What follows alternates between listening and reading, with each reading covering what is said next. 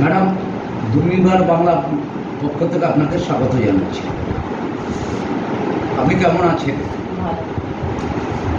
কত বছর এই প্রধান হিসেবে আছেন? আমি এই প্রথম। আপনার এলাকায় উল্লেখযোগ্য কোন কোন কাজটা করতে পেরেছেন আপনি?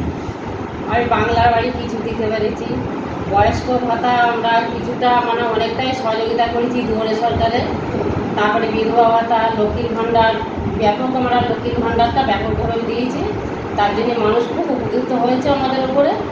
ওই জন্যে আবার মনে হয় 26-এও মনে হয় তারা আমাদের দিকেই ফিরে আসবে। যে আমরা যেভাবে কাজ আমাদের সিদ্ধার্থপুর পঞ্চায়েত যেভাবে এগিয়ে চলেছে, যেভাবে আমরা কাজগুলো করছি সেভাবে আমাদের সিদ্ধার্থপুরের ব্যাপক নাম আছে, তুলনা করা যাবে না। আমাদের সিদ্ধার্থপুরে কোনো দুর্নীতি নেই, কেউ কোনো দুর্নীতির হাতে পাড়াও দেয় না, ব্যাপকভাবে আমাদের সিদ্ধার্থপুর চলে। আপনাদের সিদ্ধার্থপুরের কোন কোন প্রকল্পের উপরে মানুষ বেশি উপকৃত হয়েছে? বেশিরভাগ উপকৃত হয়েছে লক্ষ্মীর ভাণ্ডারের উপরে। কত পার্সেন্ট মানুষ এই লক্ষ্মী ভাণ্ডার পেয়েছে? কত পার্সেন্ট বলতে প্রায় আমাদের অনেকটাই হয়েছে। দুয়ারে রেশন চালু করেছে রাজ্য সরকার। হ্যাঁ করেছে। বিধবা ভাতাও চালু করেছে। হ্যাঁ পেয়েছে।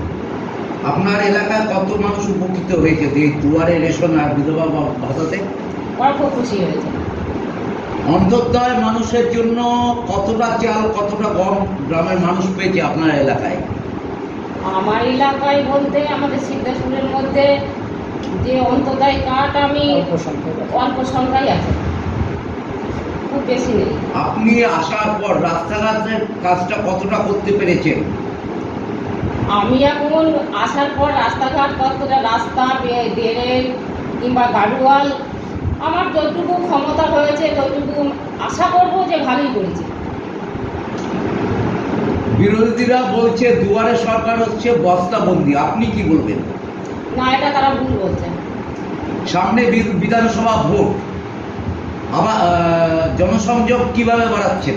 ওই রেশনটা যেটা বলছে, রেশনটা আমার এলাকায় গিয়ে বাড়ি পৌঁছে দিচ্ছে, কোনো জায়গায় একটা ক্যাম্প করছে, ওরা ক্যাম্প করে যাতে লোক সংখ্যা সেই জায়গাটায় যেতে পারে, সেখান থেকে রেশনটা তুলতে পারে।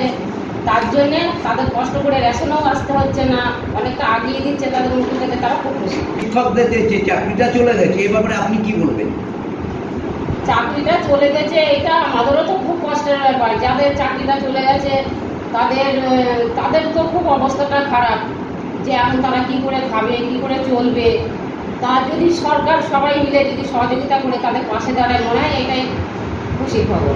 শিক্ষকদের উপরে পুলিশ লাঠি অত্যাচার করেছে, এই ব্যাপারে আপনি কি বলবেন? না, এটা যদি পুলিশ শিক্ষকদের উপরে লাঠি চার্জ করে তাহলে এটা শিক্ষকরা কি এমন দোষ করেছে? তাহলে এটা শিক্ষকদের তো কোনো দোষ নাই এর মধ্যে।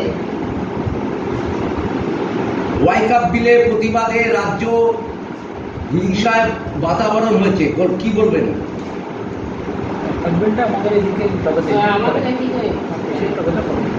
মুর্শিদাবাদ, মালদা হিন্দুদের বাড়ি জ্বালিয়ে দিয়েছে, হিন্দুদের বাড়ি থেকে বের করে দিয়েছে, কি বলবেন? মুর্শিদাবাদ হিন্দুদের বাড়ি থেকে বার করে দিয়েছে। সবসময় যে আমরা কি চাই, আমরা রাজনীতিটা করছি, আমরা হিন্দু মুসলমান আমরা সবাই, আমাদের এই সিদ্ধার্থপুরটা যেমন হয় আমরা সবাই একত্রিতভাবে আমরা কাজ করি। আমার এখানে ওরকম অভিযোগ বলে নেই। আপনি এই পদে আসার পর আপনার এলাকায় কোনো কাজ করতে গিয়ে কি কোনো ঝামেলার সম্মুখীন হয়েছিলেন? না, হয় এলাকা বা আপনার এলাকাবাসীকে কি বার্তা দেবেন আপনি?